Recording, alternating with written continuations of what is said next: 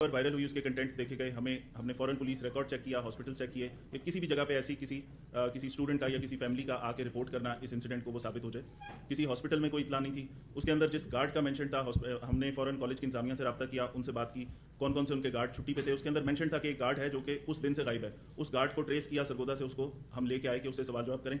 ये तमाम चीज़ें पुलिस ने करना शुरू कर दी और अभी तक हम ये वेट कर रहे हैं कि कोई जो विक्टिम है, मुतासरा लड़की है या उसका खानदान, को पुलिस से कांटेक्ट कर ले, जो कि अभी तक हमारे सामने नहीं आई। इसके ऊपर मैं खुद भी कॉलेज भी गया हूँ, उनके तमाम कैंपसेस पे, वो जो बच्चियों वाला कैंपस है उस पर भी गए हैं, वहाँ पे उनसे सवाल जवाब भी किए कि अगर आपके पास उस खातून की कोई इतला है, उस बच्ची की कोई इतला है, कोई कॉन्टैक्ट नंबर है, कोई एड्रेस है, तो वो ज़रूर बताएं।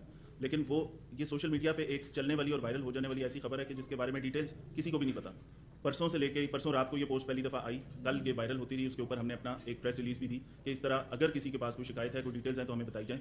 लेकिन अभी तक आज भी हम अपने इसी मौके पे खड़े हैं और ये बिल्कुल एक ओपन बात है कि इसमें पुलिस का किसी भी किस्म का हमारी तरफ से डिले नहीं। अगर आप समझते हैं किसी को कोई क्रेडिबल इन्फॉर्मेशन